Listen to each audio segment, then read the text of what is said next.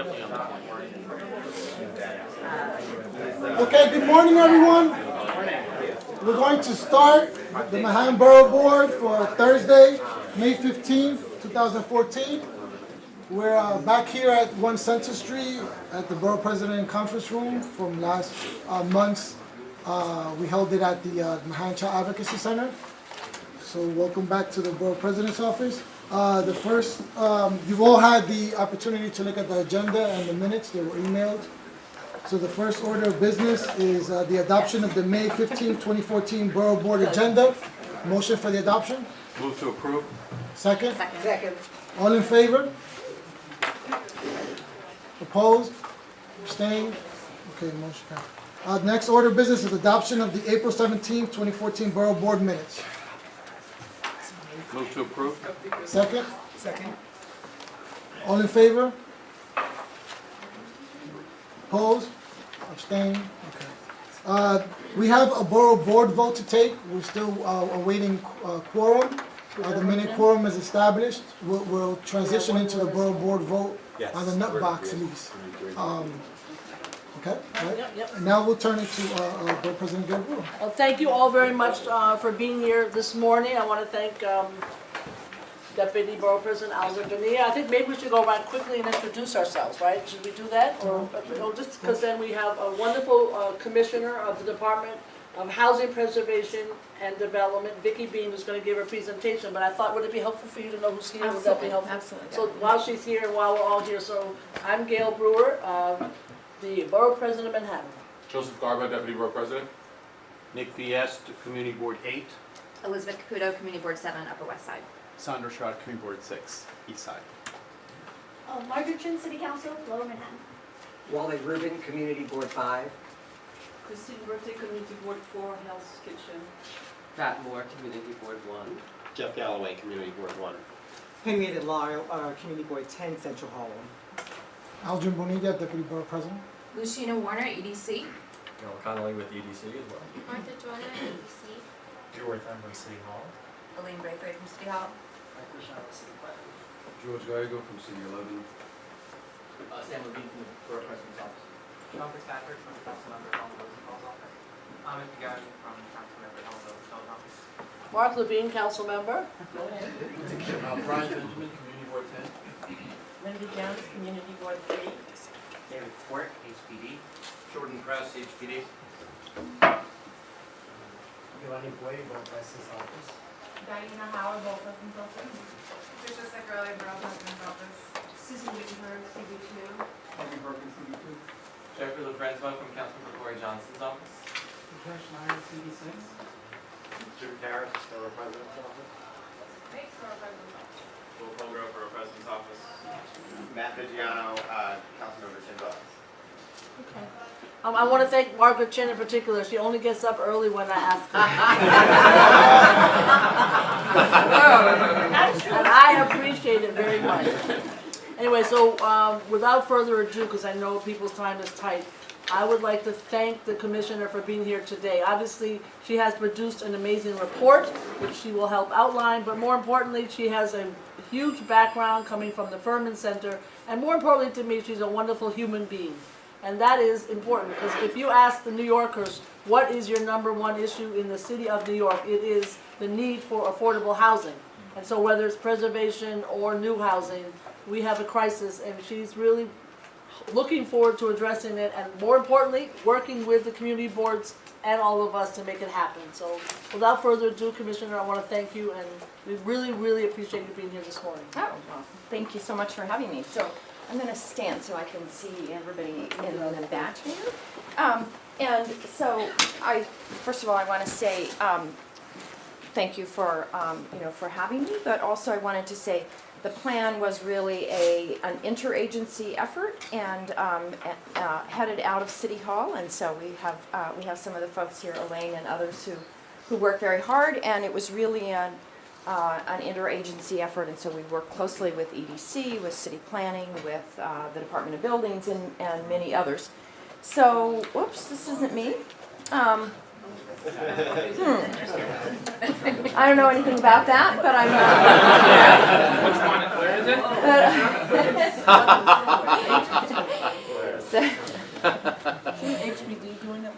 fast track? Sure. Yeah, there is. But, okay.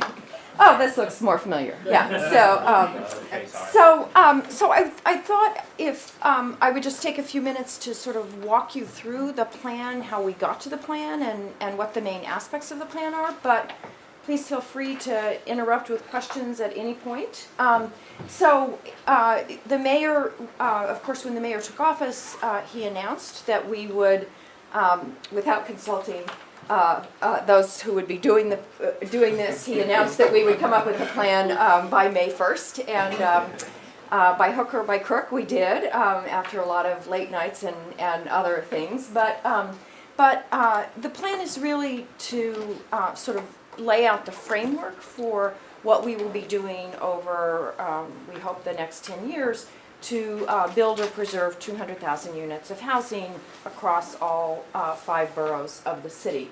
And so, it's really, the idea here is severalfold. One is that we're not just building or preserving housing, but we're really trying to build and preserve communities. I think that one of the central features of our plan is, and I tell people, it's even evident in the way that the plan is laid out, because the plan starts with the neighborhoods, starts with the communities, and says, look, what we're trying to do here is help to build diverse and thriving communities, and all of our efforts are going to be driven by the community's needs, by a holistic and strategic investment in every community.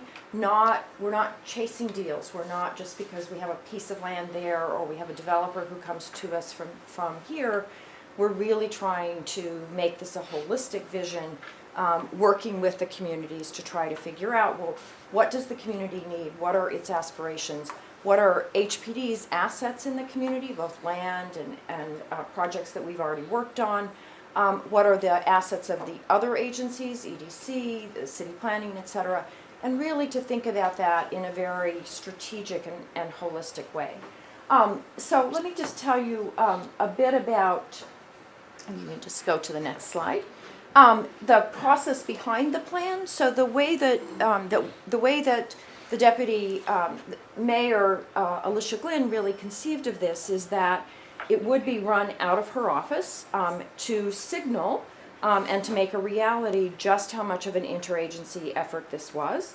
So she brought together 13 agencies around the table, sometimes people who had never worked with each other at all, and really tried to put us all together in working groups that would tackle some of the hard conceptual issues about how we should move forward.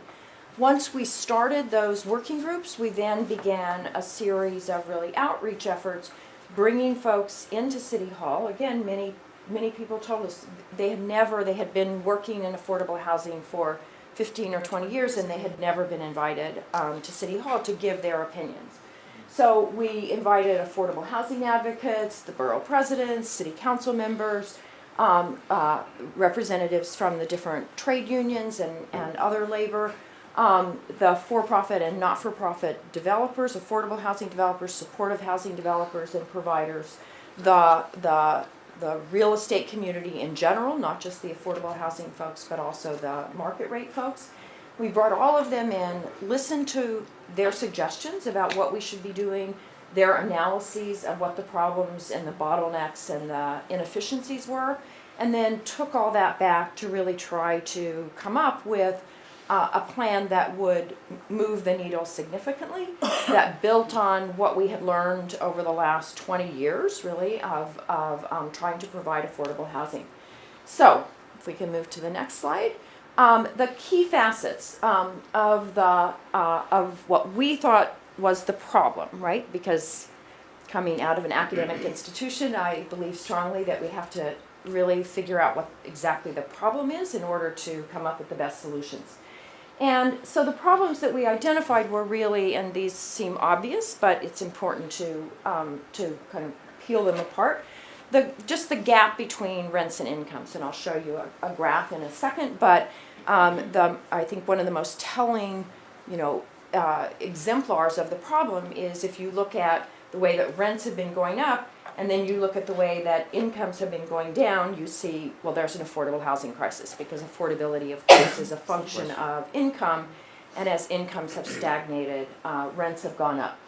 55% of our families, of our households, are rent burdened. They're paying more than 30% of their rent, of their income in rent, and 30% are paying more than 50% of their income on rent, and that is, by agreed definition, just too high to leave people the kinds of money that they need for food, for medicine, for schools, etc.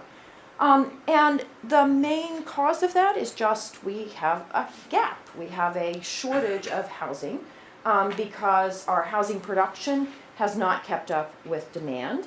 And even though we've been building and preserving, and of course you're familiar with the new housing marketplace plan that built or preserved 165,000 units, Mayor Koch and Mayor Giuliani and Mayor Dinkins after him, preserved or built about 190,000 units. But that supply, first of all, isn't keeping up with the demand, and second of all, we lose a lot of that supply for reasons that I'll talk about in a minute. And then, of course, on top of all that, we're growing. Thankfully, right? New York is becoming an ever more attractive place to be, but that means that we've got people coming in who need housing. So let me just run through those quickly, if you go to the next slide. So this is the graph that I mentioned. Here's, in the red line, the rents, and the blue line is stagnant or declining median incomes. And so, of course, we have an affordability crisis if rents are going up faster than people's incomes that pay for those rents. Go to the next slide. Just quick, those are pre-tax dollars on income, so that you're taking the total income, not after tax. Pre-tax income, Yes. total income, Yeah, yes. This is the number of rent burdened households. The dark orange is people who are paying more than 30%, well, the dark orange and the light orange combined, are people paying more than 30%, and then this lighter orange is the people who are paying more than 50%. And again, that's just phenomenally high across the country, and just leaves people so stretched and having to choose really between giving their kids shelter and giving their kids food, right? And that's just unacceptable.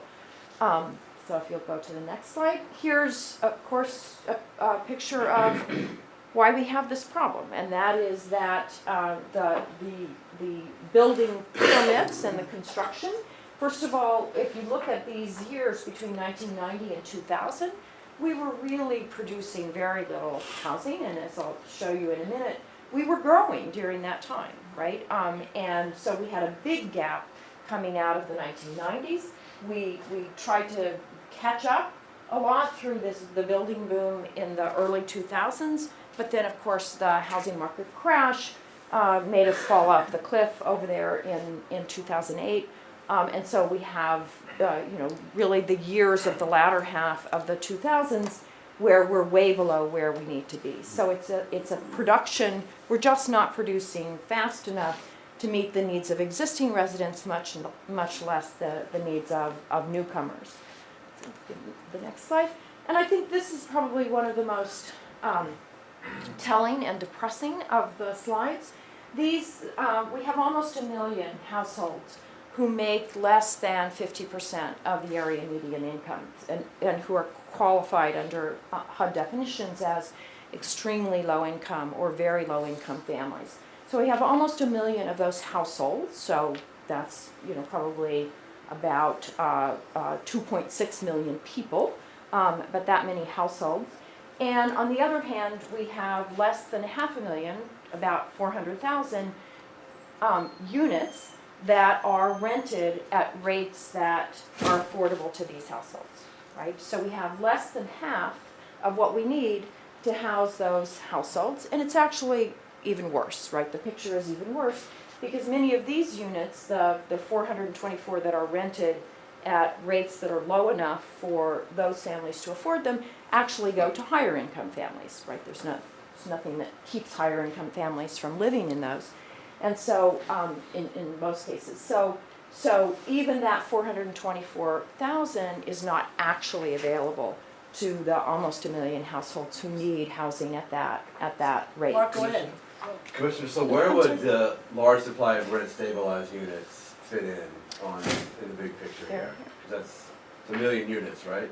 A million units, but we're looking not just at what they, whether or not they're rent regulated, but what the actual rents are, right? So many rent regulated units that are renting for, let's say, $1,700 a month will not be affordable to these extremely low income So people. that number includes NYCHA, it includes tax credit housing, 80/20, and those portion of That's a regular low units, number which then. are That's a It's low a number. very low shockingly number. low. Oh, wow. Yes. I thought, I didn't even know. NYCHA's in that number Yeah, too? NYCHA's in this number too. So, Welcome, Cora it's a Johnson. very, hello, council member. So yes, that's really why I'm saying that is such a depressing picture. It's a very low number. Because, it just shows the incredible pressure on that housing stock to meet the needs of these families. So, if you go to the next slide. And then, of course, as I said, we're growing. From 8.2 million, we're projected to grow to about 9 million in 2030 or 2040. And so we need to not only be meeting the gap that now exists that I just showed you on the prior picture, but also we need to be building housing to accommodate the needs of these New Yorkers. So if you'll go to the next slide. So we really took all this in and came up with a set of guiding principles. The first guiding principle was really, as you look at these demographics and as you break them down and look at who these families are, and you see, for example, that so many of them are senior citizens, so many of those extremely low income and very low income families are senior citizens, that the plan absolutely had to address the city's changing demographics and had to both address the needs of those seniors and others who were not meeting the needs of, but also that we really had to expand who it is that we are serving. So, and what we mean by that is really at both ends of the spectrum. As many of you know, most of affordable housing today, most of new construction affordable housing today is built using the low-income housing tax credit. And low-income housing tax credit targets the population that it serves at 60% of AMI. And so what that means is that those very low-income families that I showed you who are making 40%, 50% of AMI are not being served. And the sort of moderate income families who are making 80%, 90% of AMI, who are our teachers, our firefighters, our police officers, they're not being served by our affordable housing programs sufficiently either. So one guiding principle was we had to get lower into the income band and we had to go a little higher in the income band. So LITC has to be exactly 60%? Right, between 50 and 60 basically, right? I That's didn't where realize it's that. really I thought it could be targeted. 60 and lower. Well, it can be, but it's not. Because In reality, because, right, I the understand reality that. is In that reality. those 30 and 40% bands would require More money. vouchers. Right. So People should understand that. Can you explain that? So when This is important. the tax credit, you do have to come in at under 60. Right. And in some parts of the country, it's possible to serve the 30 and 40 in a tax credit property. But in New York, it's really not possible unless the family also gets a voucher, right? A Section 8 voucher. And the problem, of course, is that vouchers have been very substantially cut back on. We had a freeze and actually had to pull some vouchers off of the street because of the budget sequester. The NYCHA voucher waiting list is something like 270,000 families waiting for vouchers, unable to get them. So we just can't rely on the vouchers to get down to Just want to make it those. clear so people understand. Yeah. Thank you. Another key principle was that we really had to revamp the land use process to promote the kinds of density that's necessary to allow more housing to be built across the board, but also more affordable housing to be built. But that had to fundamentally change the way that we engage with communities. As I said earlier, we're not into just coming in and upzoning a piece of property in response to a particular site. we want to take a broader view of the communities. We want to engage the communities from the get-go in thinking about both what needs to be done in terms of zoning, but also zoning should always go with capital investment, right? So we can't just be putting more density into neighborhoods, but not putting the schools, the parks, et cetera, that are needed to support that density. So it's really a fundamental change in the way that we think about the land use process. The third principle was really that one of the things that we had to strive for is greater economic diversity in every community. And in some communities that are wealthier, that means more affordable housing for the very lowest income. In some neighborhoods where there are concentrations already of poorer households, it may mean bringing in some moderate income households. So it's either trying to bring lower income into a higher income neighborhood or bring higher income into the lowest income neighborhoods to try to create more economic diversity, which of course is also a basic tenet of fair housing. The fourth tenet is we have to clean up our own act. We have to do what we can to make affordable housing cheaper to build, cheaper to produce, and that means looking at every aspect of our operations and saying, why are we doing this? Does it have to be done this way? How could it be done more efficiently? How could we cut the time that's spent in the permitting process? How can we, why do we require developers to submit 5 different sets of applications, slightly different to each different agency? What can we do to really drive down the costs in that way? The fifth is that we have to also be focused not just on new construction, but on preservation. We have to lock in the affordability of housing in neighborhoods in which we might be working, doing an upzoning, for example. We need to be thinking, before we ever go in with for example, a rezoning proposal, we need to be thinking ahead and saying, okay, this neighborhood might see, property value increases if we invest in the infrastructure, if we bring new schools, new parks, those kinds of things. That neighborhood very well will probably appreciate. How can we lock in the affordability of the existing housing before those prices increase, right? So we have to be being very strategic. Hi, council member. In terms of both traditional preservation, which is taking the housing that we've helped to finance in the past and making sure that they stay affordable, but also it's a much broader notion of locking in affordability. We have to stem the tide of deregulation, right? If you look at the loss of rent-regulated units, as you all know from your community boards, it's appalling, right? It's an incredible loss in our rent-regulated stock, and that's a critically important stock. So we need to protect the tenants in those units, and we have to try to stem the tide of deregulation.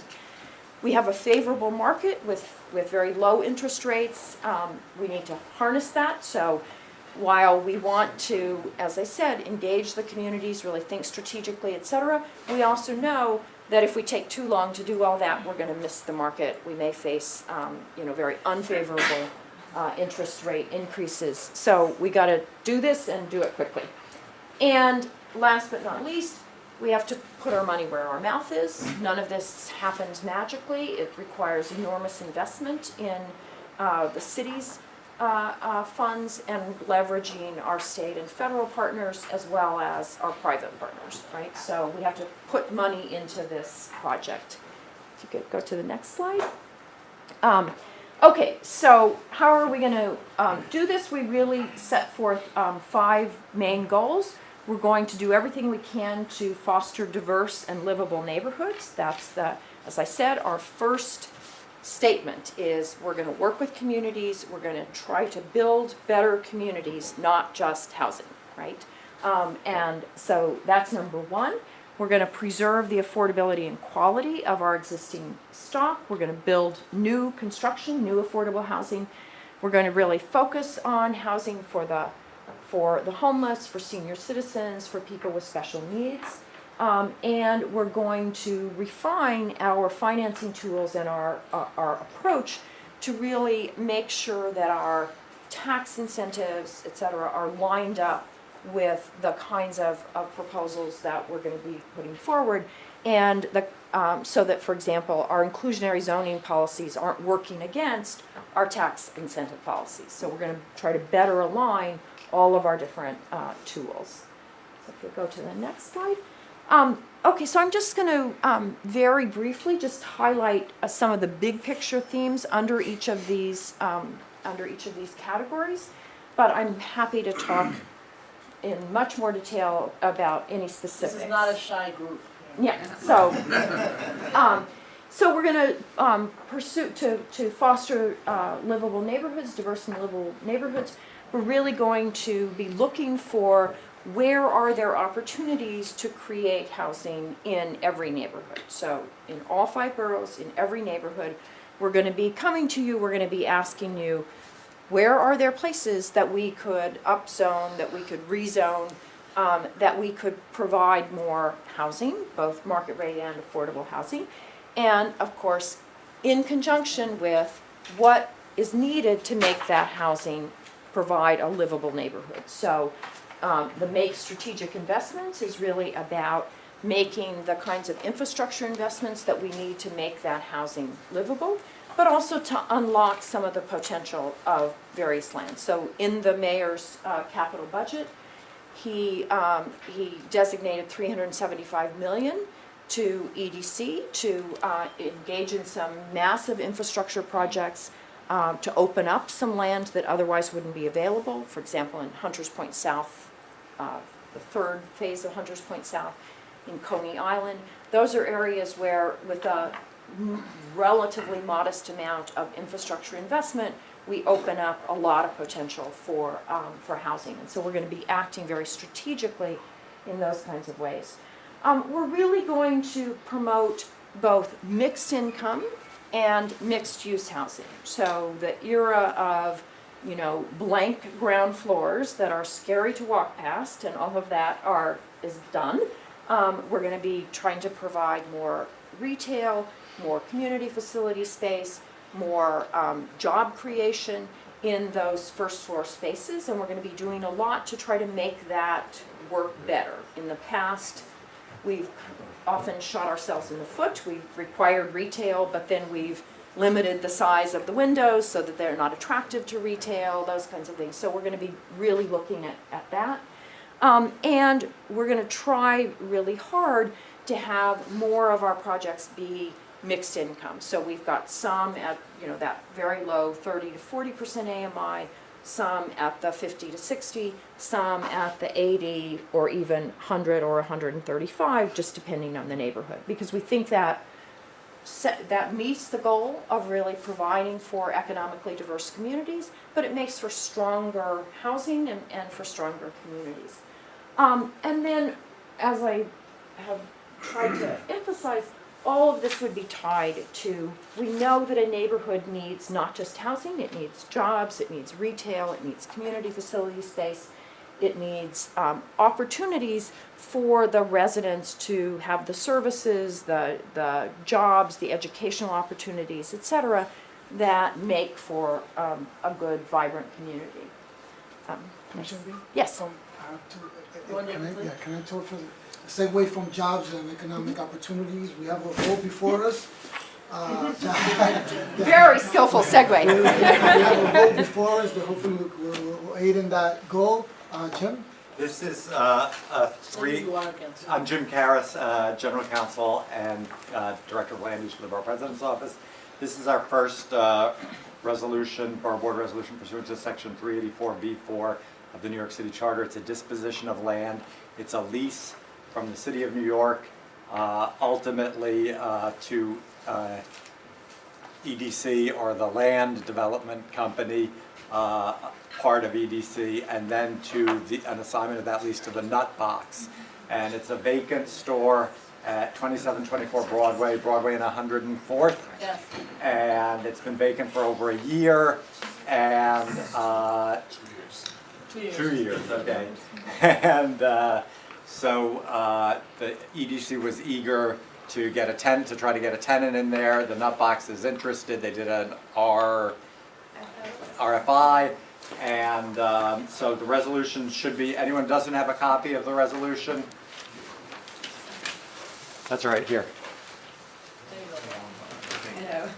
And who's voting on this quickly? And the vote will be the council members and the chair of the relevant community board, so Community Board 7. And we thank you all for being here. Any questions? Any questions? We have our land use chair, Paige Kelly, who presided over this from Community Board 7, if there are any questions as well this year.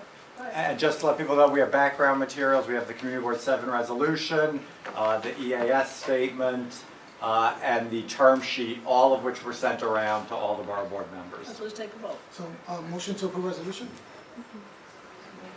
So move second. Second. All right, roll call vote. Councilmember Chin, Aye. Councilmember Mendez, Aye. Councilmember Johnson, Aye.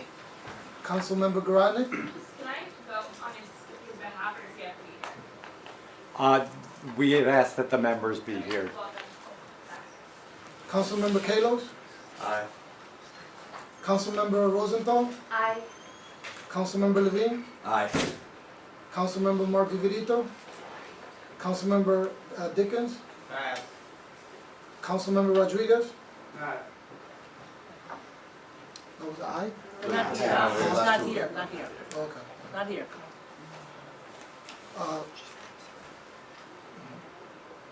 Community Board 7 Chair? Aye. We all set? Yes, the ayes have it. Did you call the borough president? Yeah. Borough President? Aye. Right, do we have to do the Motion other? passes. Great, all set, we'll go back to the, Discussion? we have to do Great. the other issue now or You want the not? discussion on The the... other issue? We can let the commissioner finish and then do Fine. the other issue. Thank you very much. Thank you very Copies of much. the resolution. Will do. It's All my set. old neighborhood, I lived on 105th. Go right ahead. Okay, so then a second, oh, I'm sorry. sorry, I actually have a question. With respect to the sustainability, resiliency, some of the things that traditionally have been asked for by the community or negotiated throughout the ULURP process are, in order to sort of get some of those things as part of the agenda for projects, is that something that the city is going to require upfront? That be part of the application, that be what is considered by the community board and the respective bodies afterwards? So, I mean, that's gonna depend upon exactly which kind of sustainability measures we're talking about and what kind of housing or whatever we're talking about. So for example, on our housing that we're financing, we generally require that it meets the enterprise green home standards, and that's a requirement across the board and upfront, right?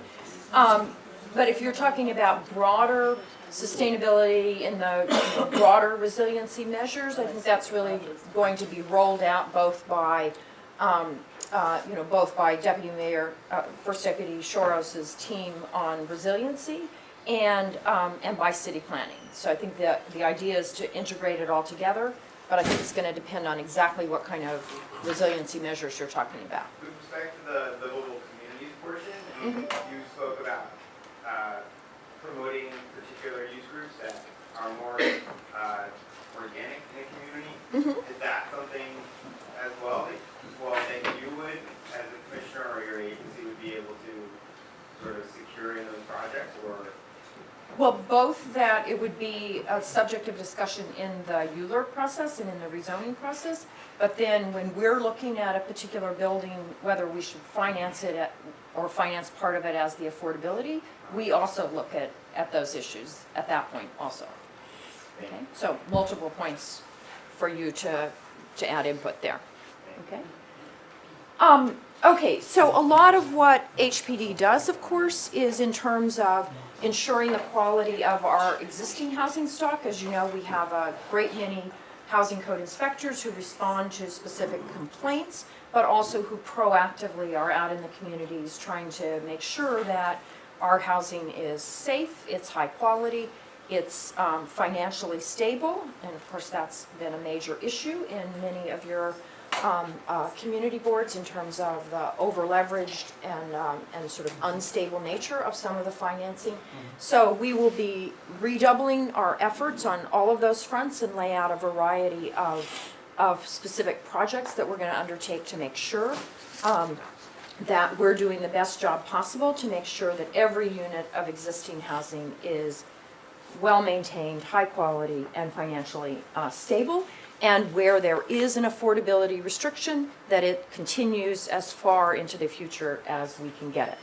And that's going to involve a much more strategic and proactive approach. I mean, the bottom line here are sort of a constant theme, in addition to working better with neighborhoods, is we're going to be proactive. So we're not waiting for a Mitchell-Lama to show up as, you know, it's reaching its expiration point, or a 202 or something like that to do that. We're looking into the future. We're looking at when those things become due, but and working up front to try to prevent that housing from ever leaving the system. But we're looking also much further beyond those kinds of properties. So some of the things that we're going to be experimenting with are going out to a lot of the housing stock. In some of your neighborhoods, this is more of an issue in some of the other boroughs. But of course, in many of our communities, half of our renters are in buildings that are small, right? 3 to 20 unit buildings, and those buildings tend to get neglected in our programs, right? They're expensive to do anything with because of, you know, it's just a small number of units. But we're really going to be tackling those properties, going out to those owners, saying, how can we help you? And to the question on resiliency and energy efficiency, we're really going to be going out to those owners and saying, you know, how could we help you do an energy upgrade? How could we help you repair your boiler? How could we help you repair your roof in exchange for longer term affordability or guaranteed affordability at all, right? So we're going to be just taking a much more proactive approach across a much broader range of properties. Preserve the government-assisted affordable housing. That's the, you know, Mitchell-Lamas, the 202s, the year 15s, all of those. And preserve the rent-regulated stock, of course, as I mentioned. That's such a key issue. And some of that will involve some new tools. So for example, we're talking about better uses of inclusionary zoning that's targeted to preservation, right? Can we help groups preserve properties in high-cost areas by giving them some floor area bonus, some essentially air rights that they could sell to try to help finance the preservation of those properties? We don't know yet how far they can sell those air rights. Right, no, none of the details, the devil is always in the details. Okay. And none of those details, you know, has been ironed out. We'll be, on all of these kinds of programs where we're piloting a program or where we're trying to devise a new program, we'll be working with stakeholders, we'll be working with the communities to try to iron out what exactly the parameters of those programs will be. Another preservation tool that we're thinking about is in situations like, you know, the 3-borough pool, the Urban America pool, those kinds of issues where they're up on the auction block for sale. There are preservation buyers. There are nonprofits who want to buy those portfolios and preserve them as affordable housing. What can we do to help those preservation buyers? So we're looking at all of that. I have about 30 buildings they could buy, nonprofits. Commissioner? Yes. To what extent are you going to be pushing an end to vacancy decontrol as a strategy? So we are very concerned about vacancy decontrol, and we will be working with our state partners to try to figure out exactly the best way to think about this problem. So we're going to be setting up a city-state task force on these issues and really trying to figure out what should we be doing writ large about rent regulation in the coming year, because as you know, it sunsets in 2015. So all of this will be up for discussion. I'll just make a plug for an issue that you and I spoke about recently, but trying to lower the eviction rate because Absolutely. that creates vacancies, which then lead to decontrol. And one thing that we're going to be doing there, one thing that we are going to try to pilot is some additional legal, paralegal, whatever assistance to exactly the rent-regulated tenants. I mean, there are, you know, home base and other kinds of eviction prevention systems, but we're gonna try to goose that up a little bit, specifically targeted to the rent-regulated tenants. Home base is I last have- one. I have a question. When you talked before about the gaps between rents and incomes, you had about 10%. I want to think it's higher. Did you consider major capital improvements? Because that's another way of the rents of being boosted. So 10% seemed like a really low, 10% seemed like a low number to me. So that's But the. the major capital improvements are also taking the rents to another level too. Right. That's the average across the city as a whole. In some neighborhoods where you're seeing a lot of those MCIs or individual, IAI, right. Yeah, you're seeing greater increases in those, but that's a citywide average. Go ahead, yeah. Okay, thank you. Hi, I'm Jeff Galloway, Community Board 1. One point that I wanted to raise is unintended consequences of some of these proactive steps that might be considered. We're blessed and cursed in Lower Manhattan. We have Battery Park City, Financial District, Tribeca, with it's a growing neighborhood with, everybody wants to live here. We are losing affordability with like Independence Plaza has just left affordability. There's been discussion of places like Site 5 at the World Trade Center as a potential site for affordable housing. We're also bursting at the seams in our schools, and so What's your certainly. question?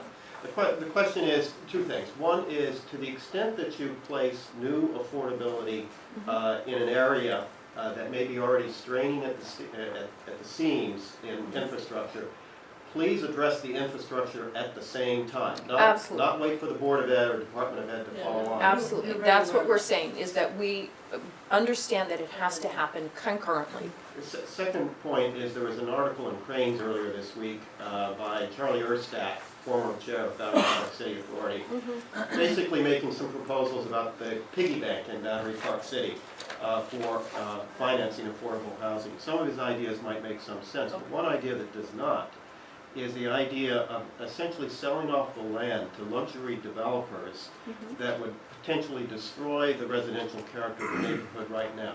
You can't really call Battery Park City. You gotta get to the question. The question is, don't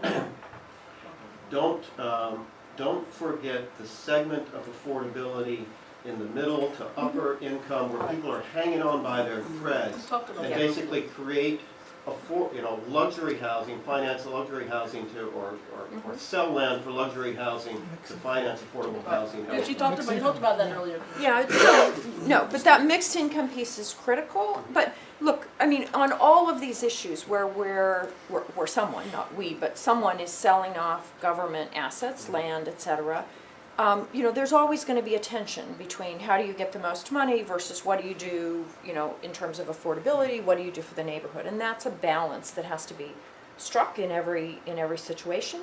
But I think our broader focus on making sure that we're acting strategically across agency in a way that helps the neighborhood, right, puts the neighborhood needs front and center as opposed to the price that could be secured, right? And so, it's a balance that has to be struck in every instance, but we're saying very firmly the neighborhood is key here. Christine, you were next. Go ahead. Thank you. I have a question about calculation of the real estate taxes. It seems that in the calculation and the surrounding environment and the upzoning generate huge real estate tax increase, and affordability is not become a small portion of the reduction. And I hope you're going to look into making sure that the people who have affordability have really break on their real estate taxes, because it seems that it's feeding some, for the small buildings in our neighborhood, it's really feeding a lot of bad behaviors as far as retail, as far as Airbnb, etc. Right. So that's one point. The second point is about the homeless. We have horrible homeless shelter and homeless transition housing operators in our building, in our neighborhood, and they are being paid a ton of money by the city, and we would hope that we can very quickly, transition that population, which is not quite homeless but just a step above, in better housing and not pay so much to those abusive landlords? So there are really two questions there. Let me separate them out, right? In terms of the taxes, we understand all the ways in which our tax policies drive some of these problems. And of course, as you know, we don't control our property tax system nearly to the extent that some of us might like. But we are very aware of and really try to shape the kinds of incentives that we're providing to, take into account the way in which the property tax system now may distort some owners' incentives. The second part of my answer to that, though, would be, it goes back to what I was saying about really trying to lock in affordability before neighborhood changes. So we're trying to be much more proactive and say, okay, if we've got a stock of those small 3 to 20 unit buildings, for example, and we know that we're going to be doing a lot in that community that's very likely going to improve the community, and when the community improves, prices get higher. That's the market, right? But can we do things before the fact to lock in affordability to try to deal with those kinds of properties? Your second question about the shelter finance, we make a very strong commitment in the plan to try to redirect those shelter dollars into permanent affordability. And we're going to be piloting a series of projects trying to take those high fees that we're paying to shelter providers and instead redirect them to permanent housing options. So we hear you on that loud and clear. No, sure. Jordan? I'm sorry. This lady from, no, great, thank you. There's been some discussion about renters receiving some sort of tax break as owners do. Have you continued that discussion? That's number one question. And number two, are you going to come to the community boards and make individual presentations so that more of the people in this room get to actually have interaction with you or someone from your agency? Okay, so number one, the renter tax credit is a state, provision.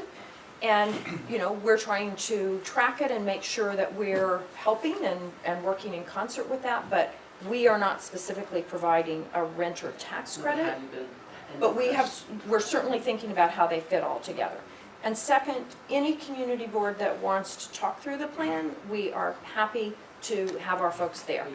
David? David? Next. Yeah. David Gruber, I'm chair of CB2. We're all very excited at your administration's proactiveness and to dig ourselves out from 12 years of the prior one. Here's what I need to know. We're having in Hudson Square, which is in CB2, 8,000 to 10,000 new residents. And we've provided an FAR incentive for affordable housing there. But everybody's using the 421A program, which then, because it's in the exclusionary zone, we're at 60% of AMI. And I was listening closely to your comments about wanting modest and middle income housing and a mix of that. But in this opportunity for 10,000 residents, we are not going to, because we're using the 421A, it's mandated only for low-income housing, and it's not going to be a good mix. And so, can the city, without state enabling, modify the 421A in the exclusionary zone so that we could provide different kinds of levels of affordable housing? Yeah, we're limited in our ability to tweak the 421A plan. There are a couple of things that we as a city can do without any state authority.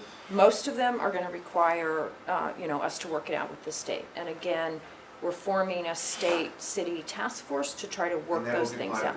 Absolutely, absolutely. We have time for one more question. We have to be sensitive to the commissioner's schedule. The commissioner has about 5 minutes left. I just want to ask if she has any more key points you want to make in your presentation before we go back to questions. Can we move forward? Just let me, I really want to get to, I think I've covered most of these things. I really want to get to the next slide, which it has to do with, the issue that we talked about in terms of the homeless housing, is that we're really working together across agencies, which hasn't always happened, right?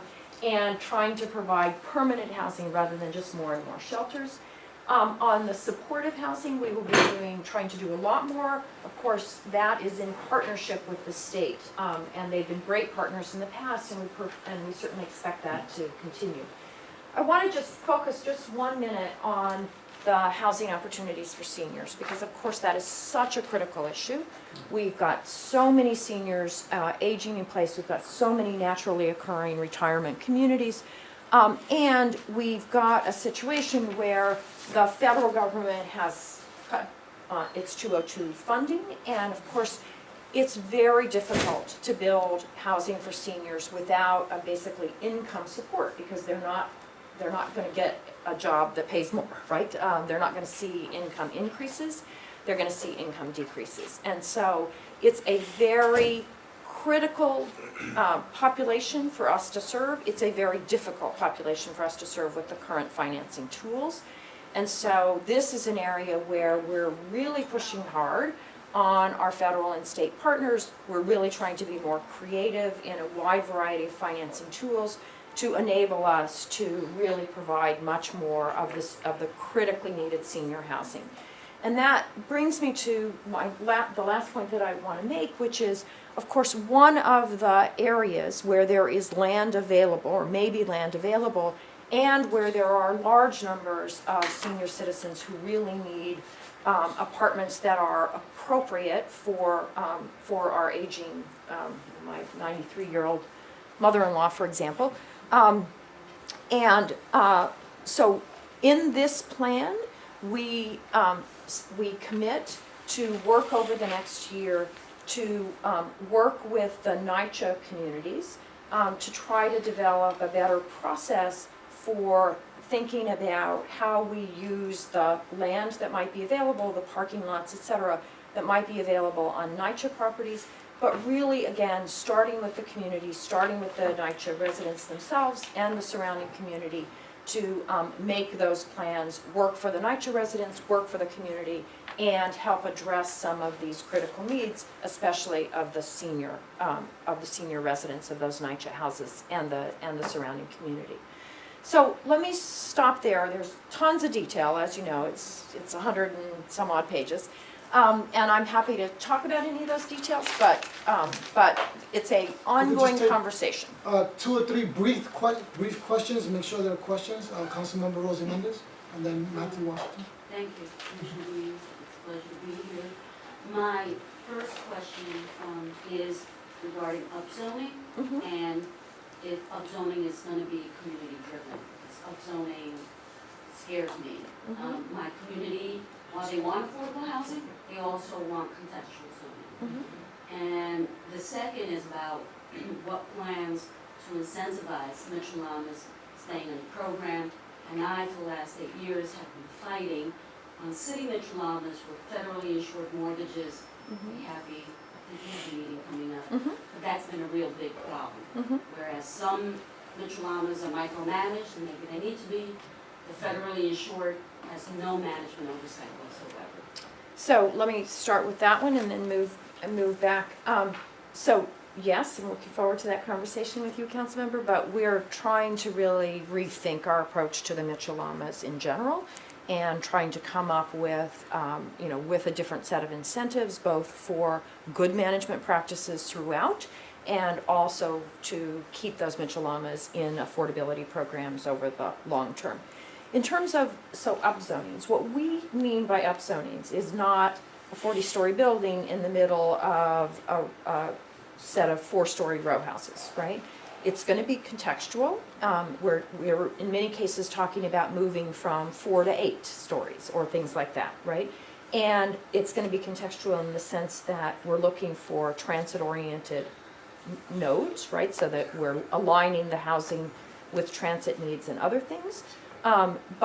So when people hear density, they think of, they think of many things, but they often think the, super tall skyscraper. That's not what we're talking about. We're talking about working in every neighborhood to identify areas where we can just goose it a little bit, up it a little bit to provide more housing without destroying the basic nature of the community. That is not what we're aiming to do. Matthew Washington? Sure. Community Borough 11 East Harlem, George Gallego here chairs our housing committee. We've been focused a lot on the preservation of housing. We've talked about it a lot. By the year 2040, there are 12,500 units of affordable housing within East Harlem that can become deregulated. It represents about 30% of our total housing stock. So one of the things I'm curious about is just your strategies on working with the state, working with other entities to preserve affordable housing. And one of the things that George is talking a lot is universal design guidelines, and certainly this is not a part of this first phase, but thinking about how we make sure all units are accessible to all people, I think is extremely critical. And then we agree with you in terms of upzoning, and we have recommendations for rezoning along Park Avenue, where we're upzoning from 2 FAR to 6 FAR recommendations to allow for affordable housing, switching from a manufacturing district to a mixed-use district. Well, I love those suggestions. And we'd love to talk with you, Commissioner. Absolutely. Absolutely. In terms of the preservation strategies, I mean, we're really, first of all, we're just looking at the kinds of tools that we've been using in the past and trying to figure out how to make them work more efficiently, how to make them work better. As you know, one of the problems now is in those, I forget exact, 11,000 units that you mentioned? In those units, there will be 60 different programs, and every preservation deal ends up being a very complicated one-off, right? And we're really trying to standardize, harmonize, come up with some sort of, not one size fits all, but at least 10 sizes fit all rather than 60 sizes fit all, right? And to try to make that much more efficient. And then we're trying to look at, well, where have we really been unable to preserve, and what were the barriers there, and what are the new tools that we need to overcome those barriers. So it's, you know, it's just a very down and dirty, in the weeds, how do we make this work given what we've learned from some of our failures and from some of our successes in the past. Councilmember Johnson? Thank you, Commissioner. I want to echo my colleague's concerns, Rosie Mendez, and it was helpful to hear about contextual rezoning and HPD's thoughts around that. Two quick things. One thing I mentioned to you about the west side of Manhattan, which may fit for other folks in the room, which are the number of 80/20s that are going to be expiring, where the 20% is coming up and could leave the affordability program and go to market, and having a real census and survey among when that's going to happen, how's it going to affect the neighborhood, and HPD being proactive on that front. That's number one.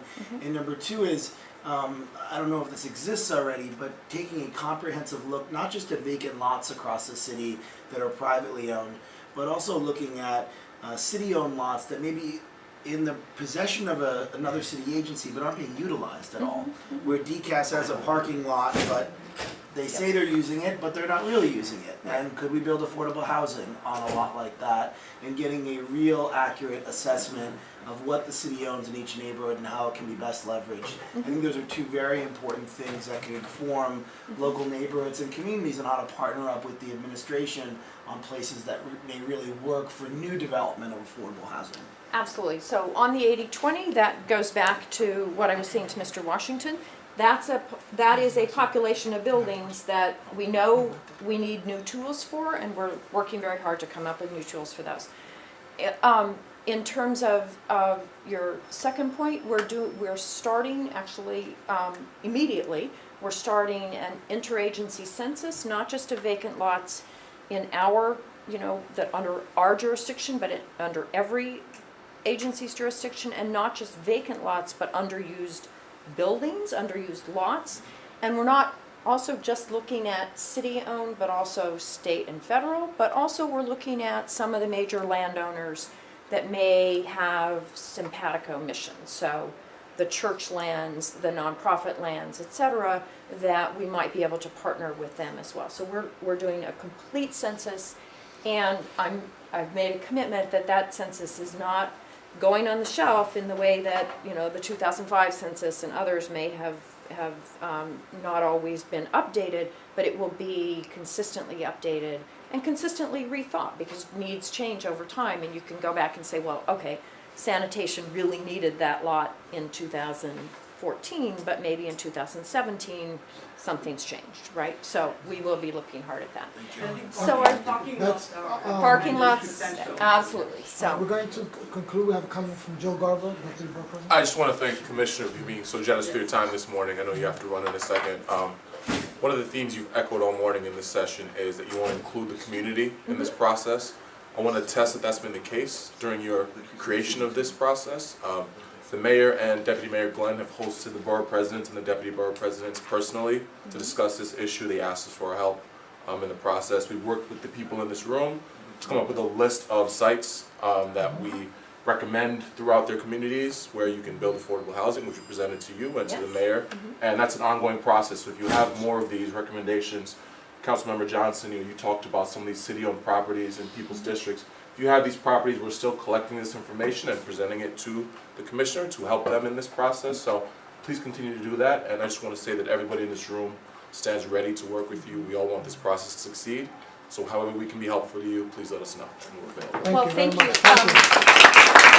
We can be helpful in all kinds of ways, but one of the ways is just because the plan is, out in a fancy book or up on a website does not mean that we're done, right? We still need more ideas. You'll see things, in reaction to some of the things that we do. It will spur other ideas, so please keep the ideas coming and frankly, keep the complaints coming, because when I get complaints, it makes me think harder about what we're doing, and so I appreciate those as well. So thank you so much for putting up with me for an hour here, and I really look forward to working with all of you. Thank you very much. Thank you. Next, we'd like to turn to reports from council members who are here who want to give any reports. Councilmember Levine? Sure, thank you so much.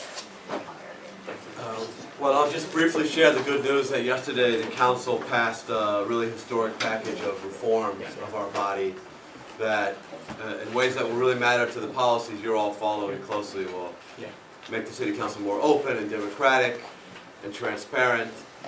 Many people here are devoted to the idea of putting government information online, and this reform package would ensure that the council is much more transparent about putting its own actions up on the web.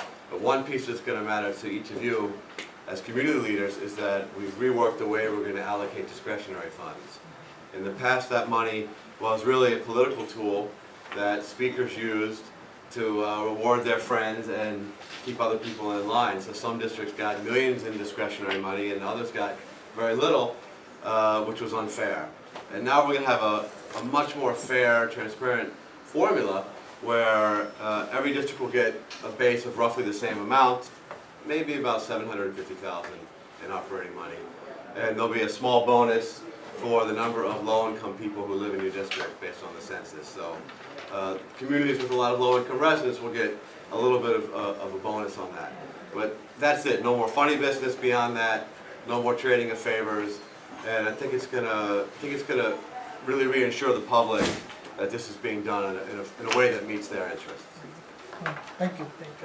Councilmember Mendez? I haven't had enough coffee. I don't Fair need enough. coffee to talk housing, but that's the speed I'm on. Councilmember Johnson? I'll just talk about some local community stuff, which I think spans 3 community boards and the Borough President's Office is deeply involved with. But we have a real issue on the horizon with the Hudson River Park, the transfer of development rights, how that affects community boards 1, 2, 4, and a little bit of 7 up at the top. And so we have to go through a real process in determining how those air rights are transferred. Is affordable housing part of the transfer of those rights? When it occurs, how do we generate revenue for the park? The park's in big trouble, as we know, and it's a park that everyone loves on the west side. So I can say that my office and the community boards are engaging with the administration, specifically Deputy Mayor Glenn's office, to actually talk about the future of the park and how we create a mechanism for the transfer of these air rights, which is going to go through a city process with the Department of City Planning, and then also a real community process and how it's going to affect the adjacent neighborhoods. And I think it's probably going to be one of the It's gonna be a lot of big things to deal with, but I think it's gonna be one of the biggest things that my office and the community boards deals with over the next few years, and how it's done in an appropriate way, and those conversations are starting now. Thank you. Any questions? Yeah, Chairman? just a question on the transfer of air rights. I mean, we're talking about a very large area, Hudson River Park running 4.5 miles, and not fully knowing what it'll ultimately be, but thinking about this special district that could potentially be created, allowing the transfer of air rights across Route 9A, which, you know, is the council sort of looking at this as a one-off, or potential for other special zoning districts where you have this non-traditional transfer of air rights across streets, which I think only exists maybe in Grand Central, but it doesn't happen very often. But that's just sort of the lens. I'm not sure the question. So the question is the council looking at other special districts in other areas that could potentially allow for the transfer of air rights across streets, which, as we know, air rights transfer You mean outside of the one I'm talking about? outside of the Hudson River Park one. Not to my knowledge. I mean, this is enabled by state legislation that was adopted a year ago to try to generate revenue for the park. So I think this is a pretty special circumstance, and HRPT is one of the only, if not the only, park that's not a city park, but it's a state and city-run entity. So I'm not sure if this is happening anywhere else. I know at this particular site, up and down from Chambers all the way to 59th Street, it's going to be a big process, and the borough president's office is helping convene all the local stakeholders to figure out how we move forward in the best way possible. Thank you. Report out from, yes. I just will mention, there's been a lot of different proposals that are now coming up on resiliency, and would love to meet with the borough president. And I think in Lower Manhattan, there's a U or an L, Yeah, the and U. there's Big U. EDC, The big U. and Rebuild New York, and now Yes Ready, and everybody's got all these different plans. And we're not quite sure how many of those different organizations and agencies are actually talking to each other. And since it in Lower Manhattan, it'll impact us all in various ways, views, you know, what doesn't get flooded might get flooded on another side. It'd be great for all of us to get together to really talk about all these different plans and what really makes sense for us to do. It's a good idea for even a borough board subject. Thank you. Report outs from community boards. Community Board 1. Jeff Galloway, just a very brief report. This morning, the memorial at the World Trade Center is opening. Supposedly, the museum is opening. Supposedly, the fences will be coming down today. I believe that when I see it. And we should all be able to walk finally from east to west and west to east along Liberty, roughly. Just a couple other brief items. We, along with CB 2 and 3, held a State Liquor Authority forum a week or so ago. A very good event. I think the first time that something like that has been held among community boards. And we are continuing with the great help and leadership of the borough president to deal with the South Street Seaport revitalization, South Street Seaport Task Force, and we have great hopes for progress in that area in the coming weeks. Thank you. Community Board 2. Yes, I want to echo that. The SLA meeting with the commissioner was very productive and helpful, and we enjoyed it. We are in the middle of coming out with our CB2 Affordable Housing Task Force report and white paper, and so which I'd like to share with all of you. And maybe, you know, there's parts of it that apply to other community boards. If other community boards are doing that, I'd love to see what they're doing, and maybe we could take a look at what your ideas are.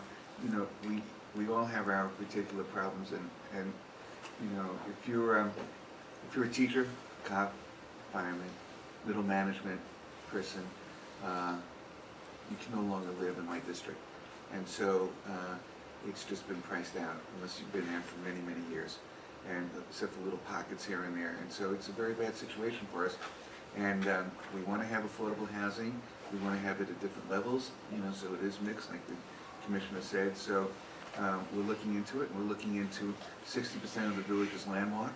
So we also are looking for, as Councilmember Mendez and others have said, real contextual things so that while we're very much behind and want and demand affordable housing, we also very much want to preserve our existing stock in our landlocked districts.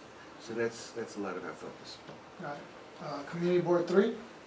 Herman Hewitt for DG Lee. We're doing a lot of little things in terms of preservation of housing, but most of all, we're still dealing with the Essex crossing, trying to make sure that that works and see how we could derive other benefits other than agreement with EDC for our community. And so we're keeping a focus on that, make sure that comes out. And the other thing that we're concerned about also is trying to find all those existing tenants or relatives of existing tenants that has a right to come back to the neighborhood. So we're trying to get the word out to the city at large to find out if any of those people are still around that are eligible for the first priority housing on this site. Community Board 4? Yes, thank you. So I won't repeat what Councilmember Johnson said about their rights, about upzoning. We are working very hard on an infill in Nightshire property on parking lots, as was discussed. And we have one example on which we are working on right now, which is Harbor View, to create more housing in that area. We are fighting buses and buses issue every day in our neighborhood. And on different form, and there is going to be, we've set up a meeting with many the city agencies to discuss how to start resolving that. The phone booth RFP that we've been all working on for many 2 or 3 years has now come out, and I read the RFP, and I can tell you that it has included everything we have asked for. So this is, and I want to thank Will Colgrove, which has been working on this for a long time with Gail Brewer in her former. So that's very, very good. It's not won yet, but there is the stage is set for a good outcome. There has been, about the State Liquor Authority, there has been a suggestion that as part of the training that the borough president does, maybe training on the SLA and the Liquor Authority would be very, very helpful. There is a lot of confusion out there on how to work the system and assumptions, and I think all new members and existing members should should have an opportunity to learn how the Liquor Authority process approvals. That would be really, really helpful, I think. Finally, we have just approved a new conflict of interest package in our board, which goes beyond what the city is asking for, and especially in the field of gifts, in the field of when there is a conflict, how do you behave in a meeting as a chair or as a member, and it goes just a little beyond, and essentially it asks each member to sign a form at the beginning saying, I understand those rules, and disclose their potential conflict.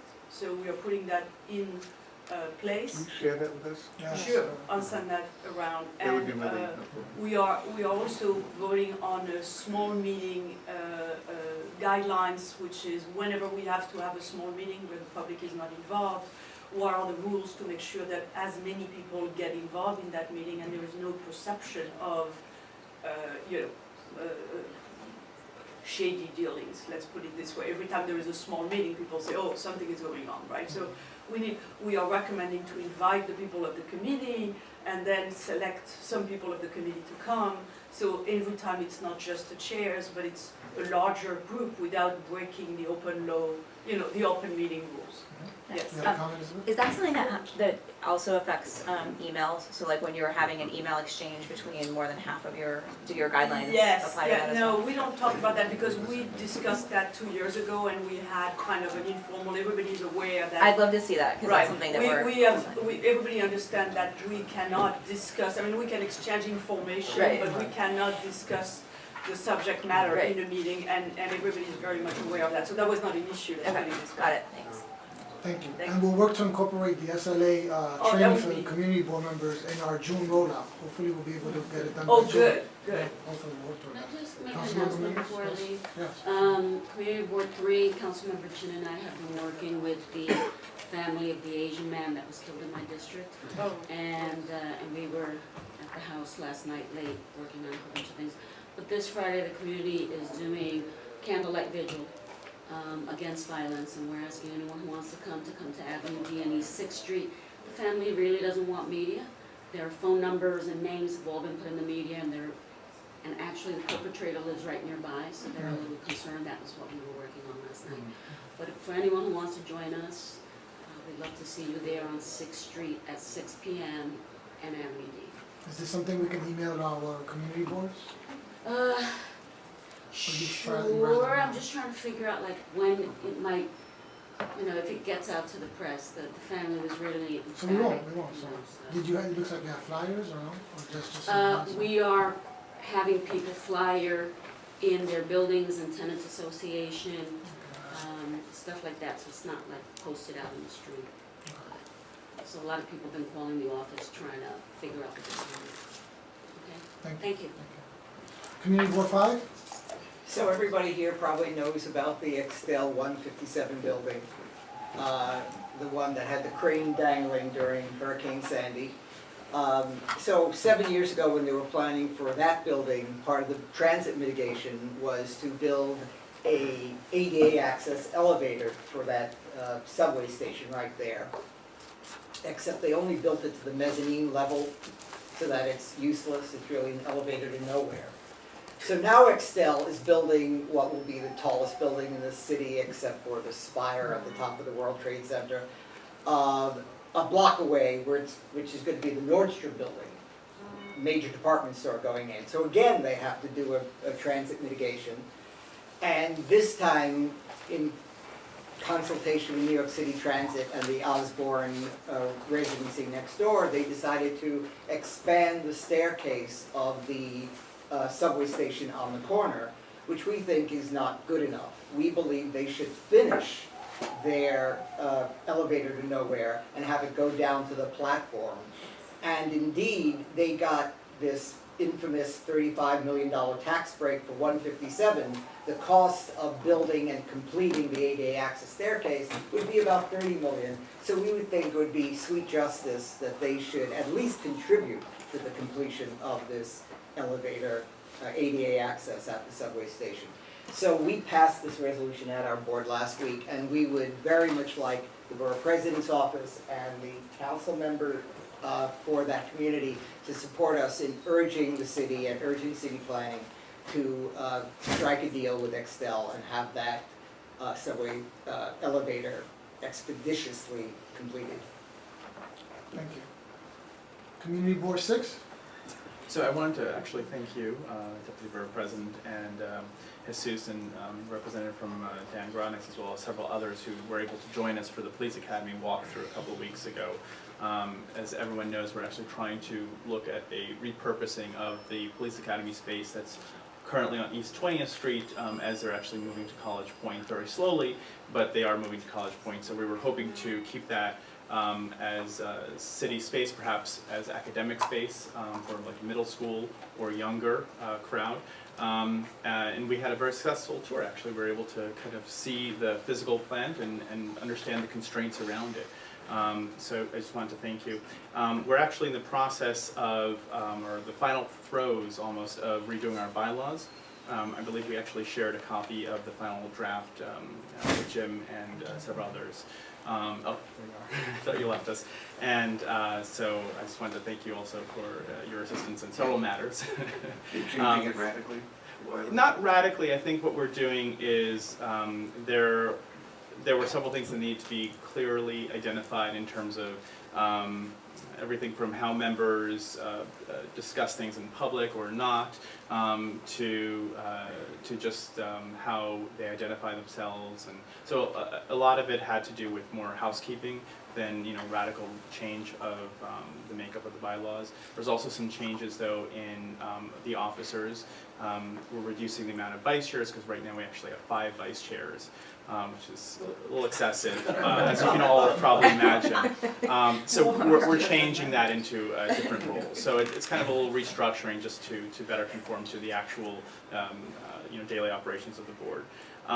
And one other thing I was thinking of, Elizabeth and I were talking downstairs, and I know this has come up a couple of times, but I thought it might be useful to have, I don't know if it's a committee of this borough board, or maybe it should just be a workforce, or work group rather, because there's so many task forces that, between the East Midtown rezoning, the vendor task force. I thought, maybe a technology work group might be beneficial, so we can come up with a set of principles of how we can better serve our boards from a technological point of view.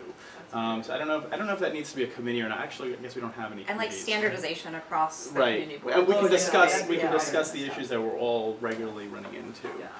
That's a great idea. That's a great I think idea. that's We'll have, something that can come out we of would it. have more depth of knowledge if there is one. Right. Well, we can come up with a common platform. Yeah. I think that would be helpful. That would be really Yeah. helpful. So I don't know. That's something that we can absolutely work on. And I think it's been an ongoing theme, at least during the last 5 months, around standardization, around best practices, sharing each other's changes on whether bylaws or how you organize your community board. So that's something we could definitely work on. Okay, so we'll try to figure out how to get that off. Yeah. Awesome. Thank you. I think it's a great idea. I'd love to be a part of it, and Me too. Well, I'd like everyone to be a part of it, at least the board chairs. I would happily host a lunch meeting. Well, you're gonna pay for, wait, hold up. He's offering to take us to lunch. Wait, this is Norfolk. And it's very nice day. You're gonna pay for everybody's lunch? Make sure that's in the minutes. Listen. If you come to my office, I'll pay for lunch. Oh, there's a catch to it. Yeah. I don't have to go very far. And with the police academy, we're surprised to see that amazing pool that they have. Yeah, it's a wonderful facility that could be utilized, I think, once they leave in a similar way. Community board Well, meeting. it's been pushed back a couple of years, several times. So. Pool party. Exactly. That would be scary. Great. So I guess just one piece of community-related news, and then a few board-related items.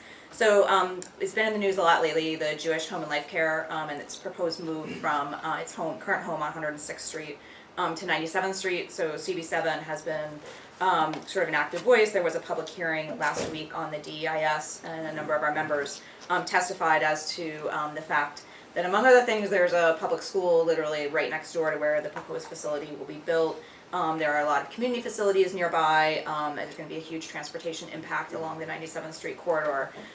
So more TBD. I think it's more than likely that the project will move forward, but we're going to fight it tooth and nail on a lot of different fronts. So that's taken up a lot of our time. Just some board-related issues. We convened a really large meeting this past Monday with Councilmember Torres, who's the housing chair on the council. Over 100 residents, mostly from NYCHA buildings, across the neighborhood, including a lot of tenants association presidents. And our next step with that is we're going to be convening in September a forum that's going to be co-hosted by Paige Kelly, our land use co-chair, and our housing committees to discuss the issue of affordable housing. So the conversation today was really timely. A couple of transportation things. We actually were not in agreement with our city council member who had proposed legislation on a bill that she has put forward about revoking driver's licenses for taxis for taxis that kill or seriously injure pedestrians. We were totally in support of the spirit behind the legislation, but there were a lot of legal sort of technicalities that we discussed at our full board meeting, and just felt that the legislation wasn't ready to be voted on, and we hope that the council members will iron out those details, and then hopefully we can fully support that. And then the Beacon building, the Beacon High School facility is, we have a working group established for that, and are happy to report that there will be a 6th to 12th grade school in use hopefully by September of 2015. So we're going to continue to work on that, and I think it will be a huge service to young people and kids in the southern part of our district. And then following Sandra's lead on some of the technology things, we convened a meeting with a number of sort of technologists and people who had come to our Borough Board meeting back at late last year from Beta NYC to discuss a potential partnership with IBM. And again, could be something that if it happens, we may be participating in their big apps challenge, which would, if CB7 would sort of just be the vessel or the vehicle, but it would be something that would be usable for all community boards.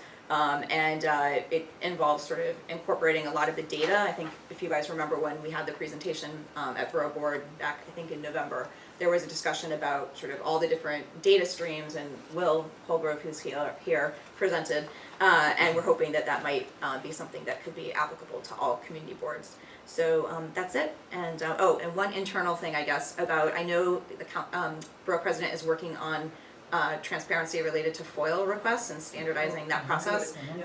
Community Board 7 has received a ton of them, and a bunch of our members, actually a lot of them are coming from anonymous sources, so there's no way for us to find out who's actually doing the foiling. So we're hoping that some of the transparency can not only involve what we submit, but also who's requesting the information of us. They're coming from these random places from all over the country that have nothing to do with our neighborhood, and we can't figure out. They're asking incredible questions, like incredibly detailed questions, and it's tying up a lot of time from our wonderful district manager who probably could spend her whole life just responding to these requests, but has a bunch of other stuff to do. So we hope we'll be able to discuss with your office and Councilmember Kalis, who I think is proposing the legislation, on some suggestions related to that. Yes, may I raise the point about that? We had an issue this month about FOIL.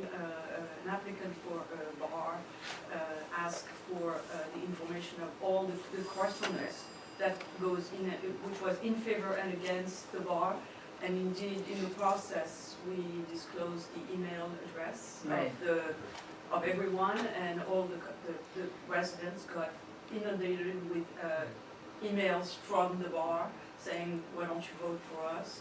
And it was a real mess. So Yeah, we get I that am really anxious to see guidelines on that, because I think our district managers, and I mean, you know, it's not that clear what should be disclosed or not, and what timing should be disclosed, because you know the vote was like 1 week ago, and what do we do? Well, And then we also have some, information is coming. Jim will also speak to that. Yeah, I was gonna say, we should certainly call Jim about Yes, that, but I think in and terms. Christine has, and we are setting up, as part of our trainings, in June, one is we're gonna have the law department come in and talk to you all about FOIL. Here. Yes, here. Yes, good. And we know it's a big issue, you know, it's. Sorry, required- Bria, No, just taking up like a ton of our no, time. Yeah. we deal with it here Yeah. too, you know, they have these services now Right. where people can write to a company and say, Right. I want this information from New York City public officials, and they just send it out. Right. And you might only get a number, you know, not a person's name.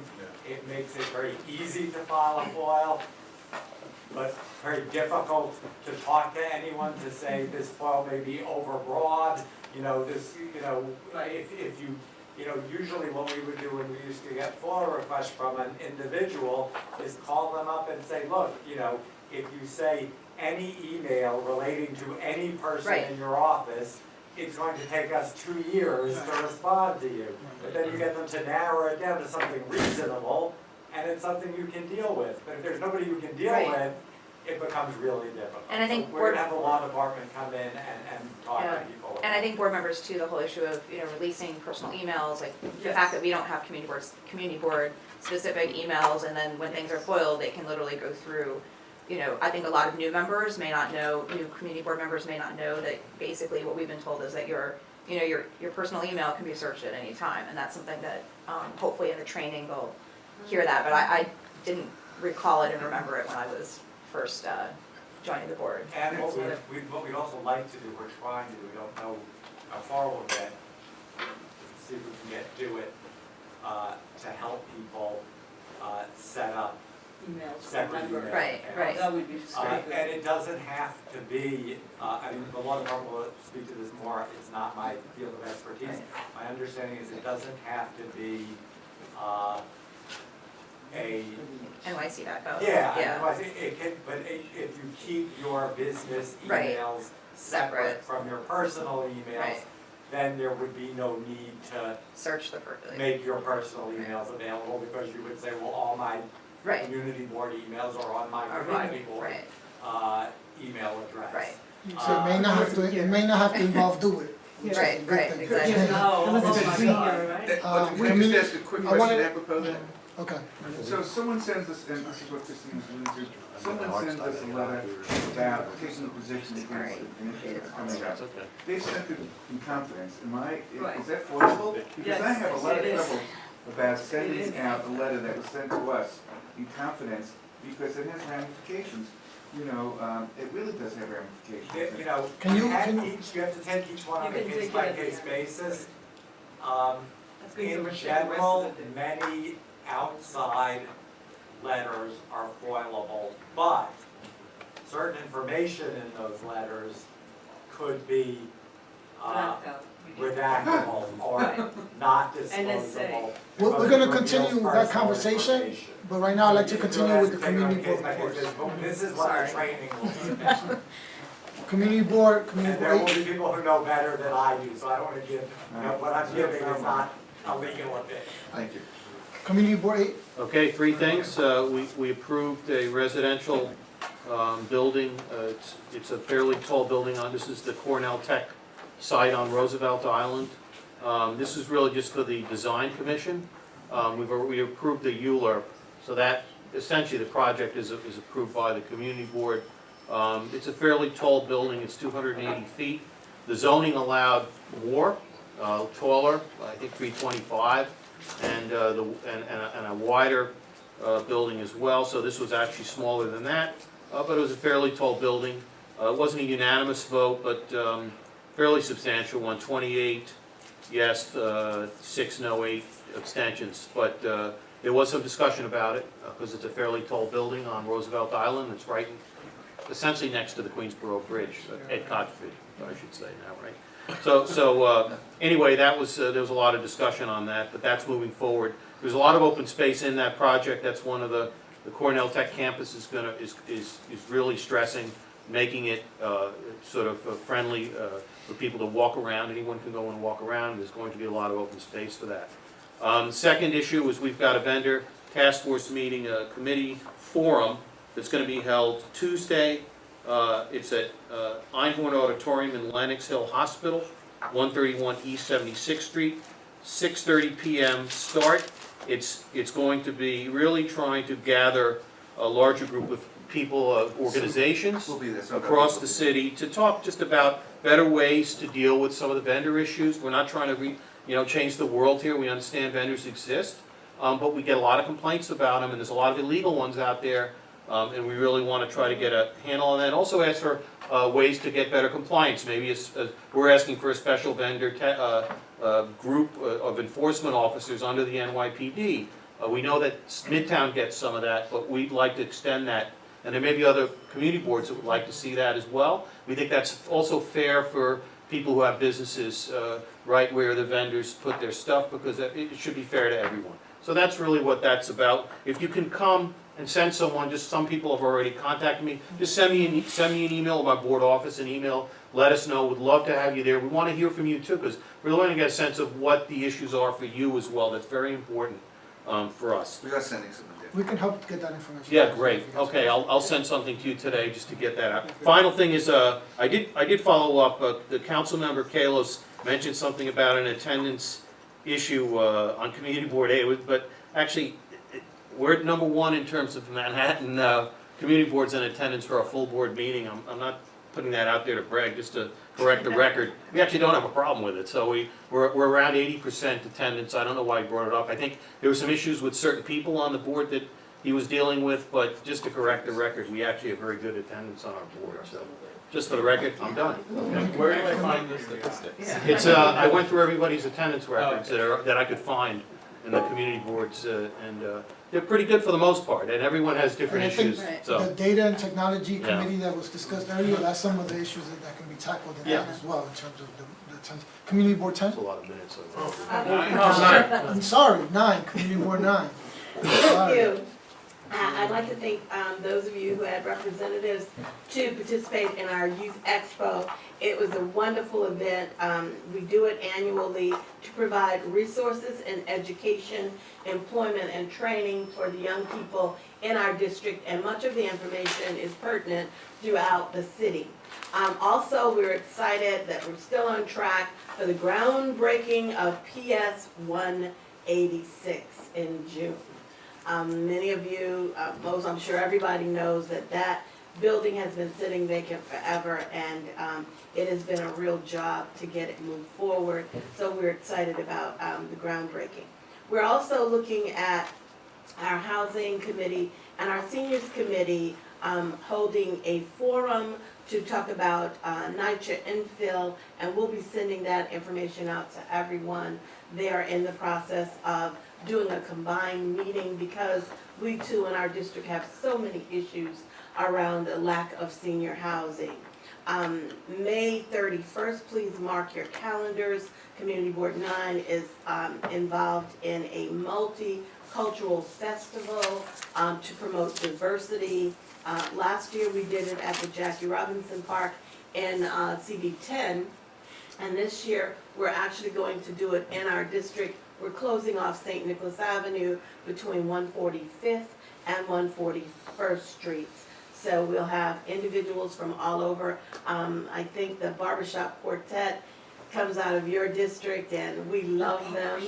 But they come every year. There's a group that comes from your community board. I think I have my haircut with them. So we're looking forward to them. Many groups of diverse culture and background participate every year. Lots of different kinds of items will be sold and foods available. And so if you can, please come out. Community Board 9 continues to meet with Mount Sinai and St. Luke's. We are still pushing to try to replace or reinstitute the services that were taken from our community in terms of pediatrics and addiction services, which are so important in our community. So we will be meeting with them again this month, and the goal is to figure out a way that they can at least give us some portion of service in both those areas.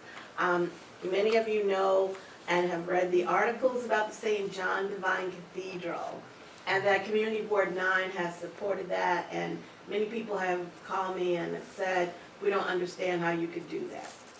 You also know our issue with Columbia University. Columbia has started the expansion. We have not benefited as a community from that expansion because we still are not getting real jobs in our community, and we're not really getting real benefits from that project. So what we were hoping and what we are seeing happen with the St. John Divine Cathedral, we've been meeting with them for, I think it's about 3 years now, and we are actually already in contract. We're not in contract, but St. John Divine's developer has contracted with several minority companies, one a construction company that's partnered with their GM. Also, the architect for landscaping is a minority female from our district. We're looking at permanent jobs currently of about 25 in leasing, housing, etc. And so that was the the driving force for us to support this project, so that we can finally put it out there that there are people in our community. Columbia just can't ever seem to find them, but we've been able to identify them. They're working and doing a good job. So that was one of the reasons that we supported the cathedral. We struggled because we didn't want to see a structure next to the cathedral either, but also we understand that for them to now be able to do the renovations in the cathedral after the fire, this development is needed to give them sustainable income. Last, we also are going to have Sweet Spot on the Harlem Piers, May 25th. A Sweet Spot is a expo of music and vending where people can come out and socialize and enjoy themselves. We're really trying to drive people to our piers. We're still trying to get ferry service. Hopefully things like this will promote it. And finally, last but not least, our H will be installed. I know I've been talking about that for months. It will be installed on June 25th. So there should be a press release showing the illuminated H under the viaduct at 125th Street and 12th Avenue. So thank you. I think I covered everything. Community Board 10? We want to share your pier. Absolutely. Community Board 10. I know in the media you must have heard Morningside Avenue and Hancock Place, the fact that Community Board 10 did not support the street improvements. That was not so. We did support the street improvements, only we just had concerns about the lane, or the road diet as they call it, removing a lane. I'm happy to say our committee last night passed a resolution to support it, and we did also include the fact that we still didn't support the removal of the lane, and that's because we've had 2 avenues where lanes have been removed in our community, and they've created other problems. So we were very concerned at what may happen on Morningside Avenue, with the lane removed. DOT is still working with the other 2 avenues to try to work those out. One was Mount Morris Park, and the other was Adam Clayton Powell Boulevard. So we are moving forward and working with the community in terms of moving to the next steps with DOT and with the residents in that particular community. EchoDev, we are having our technology forum on June 21st in collaboration with Harlem Garage, which is our newest incubator. So make sure that everyone gets a flyer for that and to come out and see what's happening in the community in terms of economic development. Vision Zero. We have a really aggressive task force. I mean, our chair of the Vision Zero task force has just gone beyond what we feel. I mean, it's just amazing. I never would have visioned this, but she has been partnering.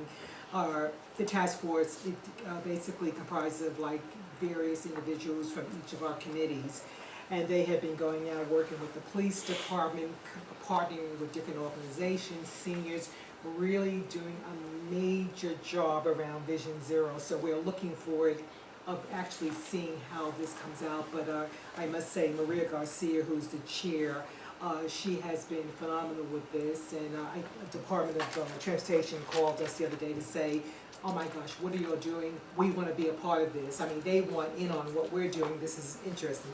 But I'm really proud of that. Bicycle paths. Our acting chair of Park Recreation and Transportation Committee has just sent out emails to 9, 10, 9, 11, and 12 in terms of looking at the idea of bicycle paths. We get a lot of requests, petitions for bicycle paths to the community. So before we even go to DOT, we want to look at what sense is this making, and where can we possibly say this is a good area for bicycle paths, since all the communities are connected. We want to see how this works, and then they'll go to DOT with proposal. I think 12 has already started working on theirs. I think they've been working on it for some time. So we want to just kind of be a little proactive on this before we're really bombarded with the bicycle paths. So they will be talking. If they can find something, if they can come up with something good, that's fine. If not, that's something else we would have to deal with. So that's about all I have. And as far as new board members, we've told them all to get CB10 email addresses, and they've just been Yahoo email, but it's working out well. Just put CB10 there, that's their email box. Okay? Great, thank you. Thank you. Community Board 11? Sure. First, it brings me great joy to be a part of a meeting where something called the nut box gets approved. You thought it was about It made for a lot of good. It made for a few laughs at our Just a couple of things.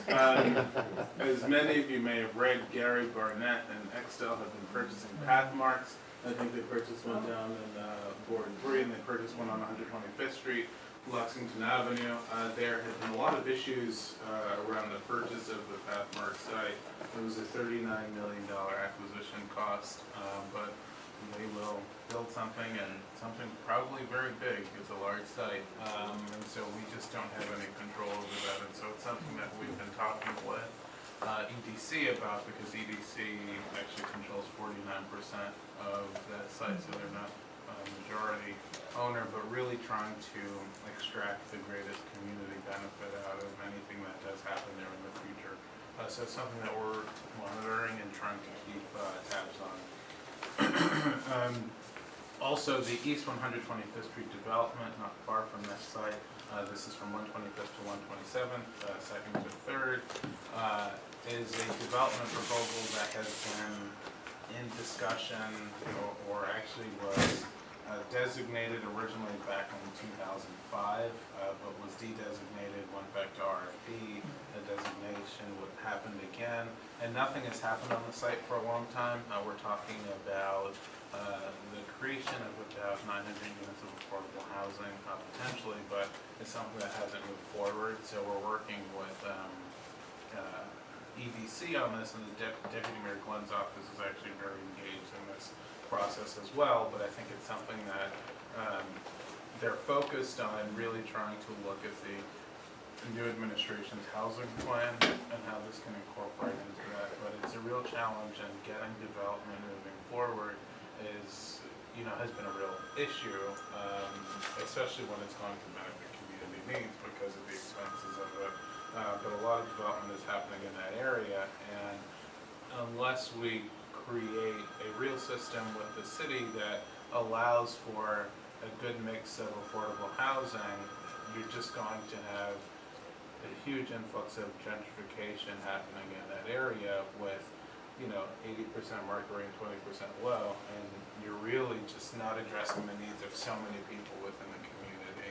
And really, we've looked a lot at sort of that 80% to 110% of AMI group that's just not being addressed with any housing project. And so we have to find housing, we have to establish housing for people within that income band, every income band, but that income band in particular is really hard hit and really finds it very difficult because they don't qualify for any affordable programs. They can't afford the market, so it's a real challenge for us. So a lot of housing issues certainly going on. And then also in terms of community reinvestment with big festivals and activities that happen within the community. A number of them happen on Randall's Island, huge events. And so we've really gotten focused on how these events that are coming into our community using public land really should be investing in a better way in the community, but also integrating the community. These things are bringing tens of thousands of people over a weekend, but there's no connection with the community. There's a real opportunity to support local businesses, just by people being there, get a bottle of water, buy lunch, and so there just has to be better coordination in terms of that. And so it's something that we're working on, something we'd love to talk with you about. Can I ask one question? Sure. Yes, with Extel, the building, does the 125th Street rezoning preclude that from being luxury or housing on 125th Street? Doesn't preclude it from that. So there's, I have to look at the zoning again, but they have the opportunity to build something pretty significant. And it's a huge lot, so even if they don't maximize on the height, the lot runs from Lexington Avenue to 3rd Avenue. And it's almost the entire block. 4th. It's almost the entire block. Okay. So it's just huge. Thank you. Can I ask you a quick question before we did you all respond to Christine, did you all respond to Councilman Kalos's proposed community board changes? We are distributing the text to all the committee members, and we want to hear from them at the next full board. So we took a strong case against the 10-year term limit. Not yet. We're not yet, right, we are not. Do we have a community board 12? There's not. Community board 12? No? Okay. We'll have Will Kogel from the... I'm sorry, that's a good question. So is there a deadline for responding to the proposal? I'm not sure if, Of Dan Kellos, I mean. I'm not sure if Kalos gave a deadline last month. We can look into that and get back to you. Yeah, because I mean. Right. Staff is here. Yeah, hi, Oh. Joe Tron from the council member staff. You can still email us, and it's, we're still having ongoing discussions about community board reform, and what we've submitted was sort of just our first step into. Yeah, because we wanted to distribute to the whole board because there are things that affect all the members, right? Right. And that email is policy@benkalis.com? Yes. Policy That's the best one, and that goes directly to our entire legislative department. I'm sorry. So yes, the time to wait. We have Will Colgrove from the Borough President's Office. Yeah, before everyone runs out real quickly, I sent everyone an email last night regarding the Manhattan Borough President's Manhattan Community Grant Program, which is our version of discretionary funding. The application is available, it's been put on our website and emailed to our rather extensive budget list. So please share that with groups. The application is due June 6th. It's a PDF, must be completed online, emailed to the email address mcgp@manhattanbp.nyc.gov. The other piece we're really looking for assistance from the community boards on is we have an actual independent panel review process to review the applications that come in, and we're looking for one community board representative on each of the 5 panels. The 5 panels are aging, parks, health and mental hygiene, education and corrections. So 5 panels for each of those 5 agencies. There are 2 independent experts, 1 city council representative, 1 community board representative. So we're looking for community board members to serve on each of those panels. Please send me the name. I'm looking for a maximum of 1 name from each community board for each of those 5 panels, so 5 names total from each board. To the extent possible, you guys can coordinate amongst yourselves if you think, this board has a really great idea for a person. That obviously makes my life a little bit easier, but you're just looking for names, a brief explanation of what their qualifications are. Ideally, again, this is going to be someone who has some expertise in the issue area, and ideally knows some of the nonprofit groups who may be applying, so they can really, understand the application. If anyone has questions, please feel free to reach out to me. You sent this out? Yes, Last night. Well, what's the time commitment? So the panel will meet for a minimum of 1 day, so expect, a full day, 9 to 5, basically. For the Department of the Aging panel, which has the most applicants, we may be meeting for 2 days. We can try to do it over, perhaps just afternoons, but expect a 2-day time commitment in addition to reviewing the applications on your own time. So, a few hours in the evening to look over the applications prior to the in-person. How soon do you need those? How soon do you need those names? We're looking for names by next week. Early, late? I gave a deadline Wednesday, but as soon as possible. So early to midweek. Many of you have already saved the date on your calendar, May 28th. If it's May, it's members reception at the museum. That's a good way to think about it, MMM. So we're inviting all community board members, we're inviting community board staff, urban planners, as well as some of the people who have presented before you since January, from the technology groups to the different people who've come before you, and people that we want to work with in support of the community boards and future initiatives. So it should be a good 800 people plus. So make sure that you save the date and that you let all your members know. And you should receive the email already with the link to RSVP. If not, through your community liaison, just let us know. June, we have a series of community board leadership development workshops that are being launched. So there's about a series of 6 of them. Each of them will occur twice, so if you can't make one date, there'll be another date, 12 altogether.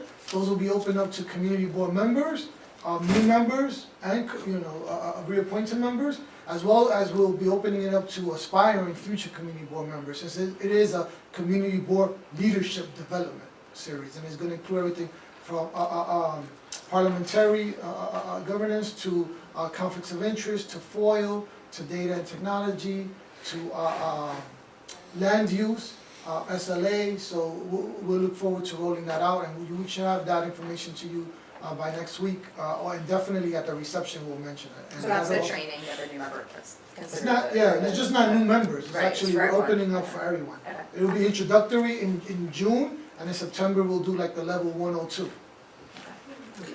Could those be recorded so that people can review them throughout the year, or if we have new That's- members that's- join later in the year? That's a good idea, we'll look into that. It's a refresher. Any other announcements? Well, not an announcement, but I'm just baffled, you know, I usually come to this meeting early, and I push back my time a little bit today, because when I come, I'm not allowed in the building. And they don't allow you in the building until like 8:30. Yeah. Normally at the a earliest. quarter of, because I've been there at 8:30 and Got they it. still We- make me we- stop. But Jessica Mintz, I think you Yeah, do. so I very much apologize. Two things happened today. One is people weren't allowed before 8:30, and then people came later, there was this enormous line. Exactly. So we will work with security for the next board meeting to make sure that, one, you can come in early, and two, that they have a list so you can just come right through the front of the line. Thank you. So we'll have that by next month. I also want to suggest we can enter on the north side of the building, and all you have to do is buzz the elevator or the door, and they'll let you in. Because there was a gigantic line that went to the train station, and so I just went to the north side where there was absolutely no line, and I walked right in the building. They have a security thing? There's a security thing and everything, so I'd be happy to show people where the north entrance is. We have an agenda item, discussion of Borough Board rule changes regarding voting that we're gonna table into the next Borough Board. And so if it's okay, motion to adjourn? Second? Aye. Meeting adjourned. Thank you. I'll be emailing you about how we can. He was waiting patiently for a second. You know, I didn't know that. Yeah. It's just interesting because like, you know,